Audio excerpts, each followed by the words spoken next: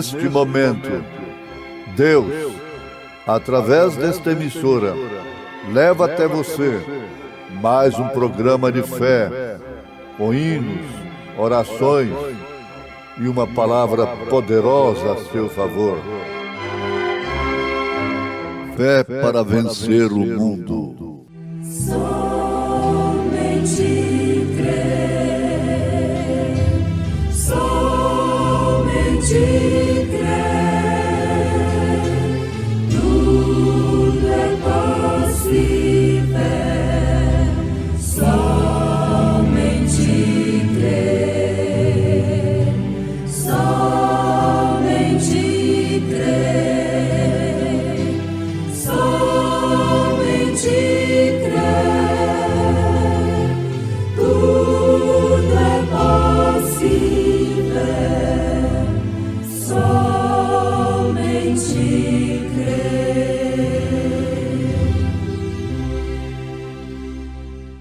E esta é a mensagem que dele ouvimos e vos anunciamos, que Deus é Deus e não há nele trevas nenhuma.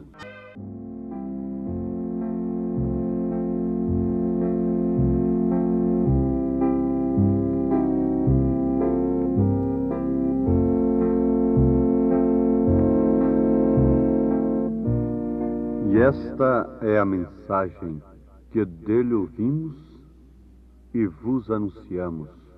Primeira Epístola Universal do Apóstolo São João, capítulo 1, versículo 5. Ouvintes amados, lendo as Escrituras, nós constatamos que aqueles que foram usados por Deus para escrevê-las, eles o fizeram com convicção do que eles eram, do que eles anunciavam, do que eles pregavam. Todos os homens de Deus que foram usados, como no caso do apóstolo São João, tiveram plena convicção de anunciarem as suas mensagens, as suas pregações, os seus escritos, como a única regra verdadeira para o seu povo, para a Igreja de Cristo.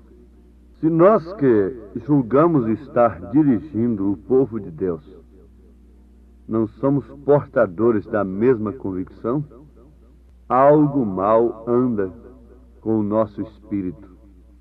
Se somos envolvidos por uma certa ética que não nos permite ferir doutrinas, é sinal que nós estamos pregando uma doutrina que precisa ser ferida pela palavra de Deus.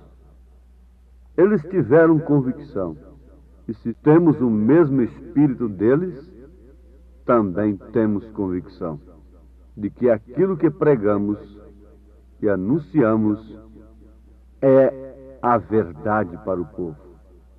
E esta é a mensagem. Vocês costumam muito ouvir a mensagem, esta mensagem é a mensagem do profeta desta era, do precursor da segunda vinda de Jesus Cristo, que nós anunciamos. E esta é a mensagem que dele ouvimos e vos anunciamos, que não é outra senão que Deus é luz e não há nele trevas nenhuma.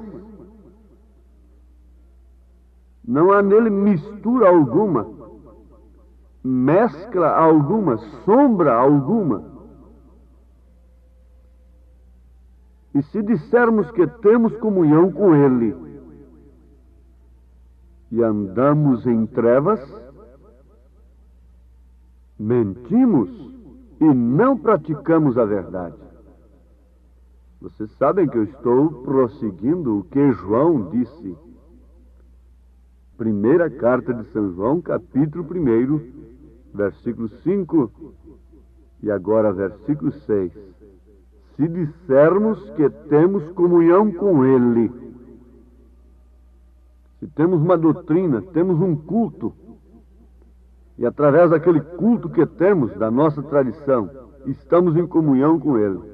Mas andarmos em trevas, mentimos e não praticamos a verdade. Mas o que seria trevas na concepção intelectual do mundo de hoje? O que seria trevas? Aí está a questão. Como se pode reconhecer que está em trevas? Aqueles sacerdotes que chegaram a expulsar aquele homem que fora cego de nascença e que foi curado por Jesus poderosamente, aqueles sacerdotes sabiam que eles eram cegos? E quando Jesus disse que eles eram cegos, guiando cegos, e por isso todo mundo caindo no buraco, vocês pensam que eles se arrependeram e pediram colírio para os seus olhos? Não. Eles se iraram e sempre esperaram um momento de tapar a boca de Jesus. Em todos os tempos da igreja de Jesus, sempre houve um grupo que aguardou o devido momento para tapar as bocas daqueles que eram usados, que são usados por Deus para falarem a verdade. Porque quando as trevas são atacadas, em seu aspecto geral, pelo Evangelho revelado, eles se sentem acusados, atacados, insultados, porque são amantes das trevas, disse Jesus. Que os homens amaram mais as trevas do que a luz, porque as suas obras são más. Ele disse: o mundo não pode vos aborrecer, mas a mim ele me aborrece, porque eu testifico que suas obras são más. Não há outra missão para a igreja de Jesus, para um verdadeiro pregador aqui na terra, senão testificar que as obras do mundo são más, ainda que muito recomendáveis, porque elas não são más aos olhos dos homens naturais. Agora, São João estava falando pelo Espírito de Deus. Se dissermos que temos comunhão com Ele e não amamos a verdade, não amamos a sã doutrina, não amamos o pudor, não amamos a correção, a exortação, antes estamos amando o mundo e seus deleites, o que Paulo fala a respeito da mulher que está em deleites, ela está em pecado, ela deu ocasião a Satanás, e isso se refere também à igreja, porque sempre esse mistério do casamento envolve Cristo e a igreja. João continua dizendo: mas se andarmos na luz, como Ele na luz está, temos comunhão uns com os outros, e o sangue de Jesus Cristo, seu Filho, nos purifica de todo pecado. É se andarmos na luz, como Ele na luz está, temos comunhão uns com os outros, que andam na luz, é claro, porque dois não podem andar juntos se não estiverem de pleno acordo. Os pássaros da mesma plumagem voam juntos. Onde está o corpo morto, ajuntar-se-ão as águias. Mas se andarmos na luz, como Ele na luz está, temos comunhão uns com os outros, que amam a luz, que andam na luz. E então, o sangue de Jesus Cristo, seu Filho, nos purifica de todo pecado. Eis aí a perfeição da noiva de Cristo, que está plenamente relacionada com Deus. Esta perfeição é pelo sacrifício de Cristo, que está sobre nós através do envio do Espírito Santo, porque o Espírito é a vida que estava no sangue, que foi derramado lá na cruz. E esse Espírito que saiu daquele corpo foi derramado na igreja. E a igreja então não apontou outro remédio para a salvação dos pecadores. Nenhuma penitência, nenhuma salvação compra. Mas Pedro disse: arrependei-vos e convertei-vos, para que sejam cancelados os vossos pecados e venham assim os tempos do refrigério pela presença do Senhor. Isso nos faz lembrar também o que o mesmo apóstolo logo em seguida disse àqueles que, com seus corações compungidos, interrogaram: que faremos, varões e irmãos? A resposta foi incontinente: arrependei-vos e cada um de vós seja batizado em nome do Senhor Jesus Cristo para a remissão dos pecados e recebereis o dom do Espírito Santo. Mas se andarmos na luz, como Ele na luz está, temos comunhão uns com os outros, e o sangue de Jesus Cristo, seu Filho, nos purifica de todo pecado. Eles andaram com Ele, obedeceram a sua palavra, ficaram seguros em sua promessa, e por isso o Espírito Santo veio sobre eles como a promessa de Cristo, de o Espírito de verdade que habitava com eles, estaria neles. Isto se cumpriu. Agora, na mensagem, o sinal, o profeta desta era nos afirma: essa é a mensagem. Qual é a mensagem? É de um novo fundador, para fundar mais uma denominação, quando temos tantas delas e cada uma melhor do que a outra? Para que seria essa mensagem? O que é esta mensagem? Ele responde: entre você em Cristo. Entre em Cristo. Tem uma frase que ele usa o termo meta-se em Cristo. Fique à prova de ruído. Não escute o zum zum zum lá de fora. Deixe os seus ouvidos reservados somente para o que o Espírito diz. Porque se você se põe a ouvir a um e a outro daqui, outro dali, quando você terá uma fé definida? Nunca. Você tem que, por revelação divina, destacar, distinguir dentre todas as vozes que você tem ouvido neste mundo. Distinguir a voz de Deus. E aquela que você distinguir como a voz de Deus, então torna-se a sua absoluta aquela voz. É a voz de Deus? Você tem a revelação de Deus que aquilo é sua voz? Então, se agarre nesta voz como entre a vida e a morte. Sofra tudo por esta voz. Dê sua própria vida por esta voz, que você distinguiu pelo Espírito Santo, que é a voz de Deus, que é a mensagem. Essa é a mensagem. Entre na minha igreja. Entre na minha organização. Não. Venha para mim, aqui você vai ser isto, vai ser aquilo. Não. Não. Entre você em Cristo. Lembremos-nos de que aquelas pessoas lá no Egito, do povo de Israel, que não estavam sob o sinal, Deus não era responsável por elas. Não importa quão boa, quão sincera fosse aquela pessoa, quão religiosa ela fosse, ela teria morrido afogada no dilúvio. O seu primogênito teria morrido quando o anjo da morte veio ali no Egito. Deus não tinha responsabilidade por pessoa boa alguma que estivesse fora do sinal.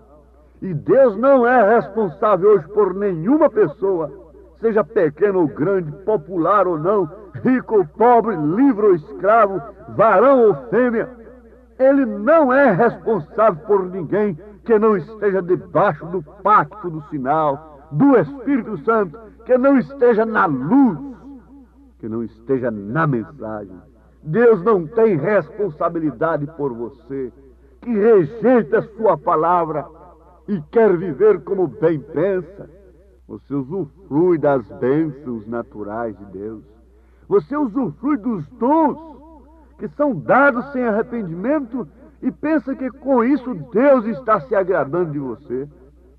O joio também sacode suas folhas, dá glória a Deus pela chuva que cai sobre ele. O joio também faz o mesmo que o trigo faz, ele faz ações de graças.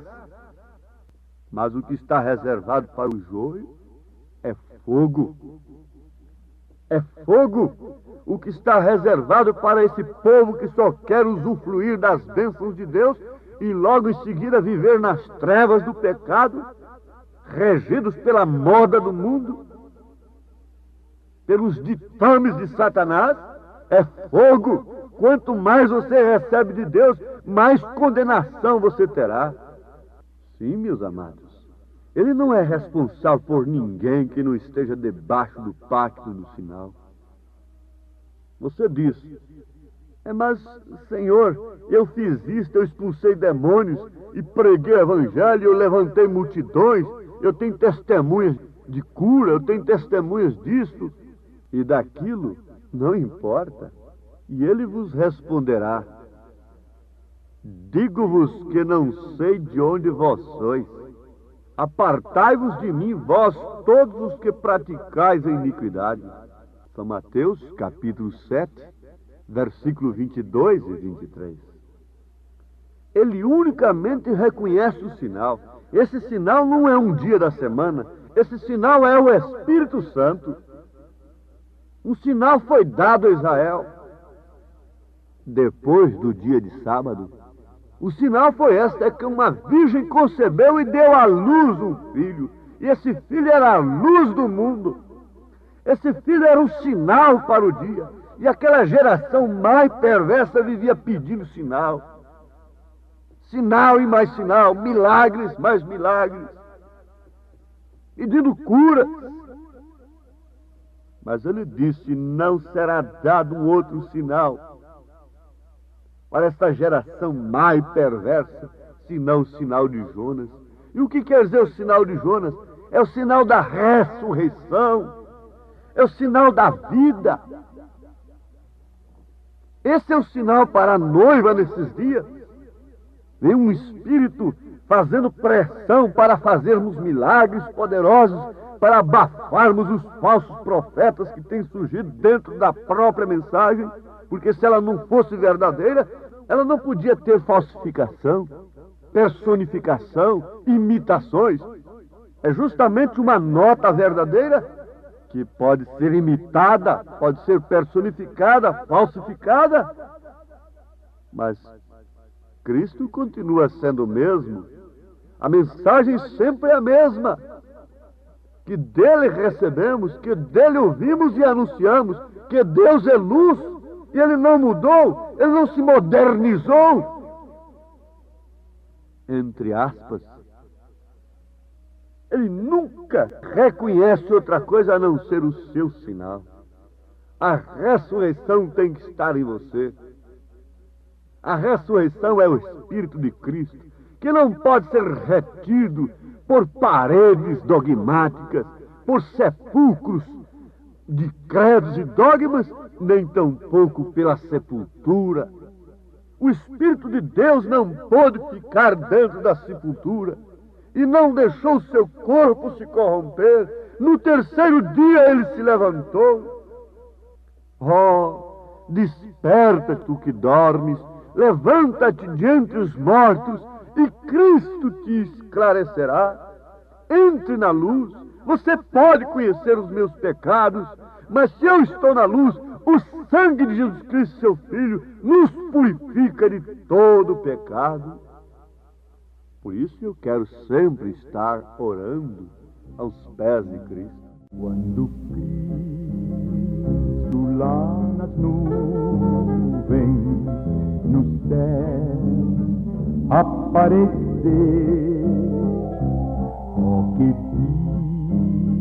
dia de vitória para os remidos, glorioso há de ser. Orando quero estar, orando quero estar. Senhor, a nossa oração é simples e pequena. Responde a oração de cada um que deseja viver na luz, como o Senhor na luz está, aborrecendo todas as obras das trevas, através de sua vida, de seu testemunho. Dá o Espírito Santo a todos aqueles que o almejam com alma, com espírito, em nome de Jesus Cristo. Amém, Senhor. Amém.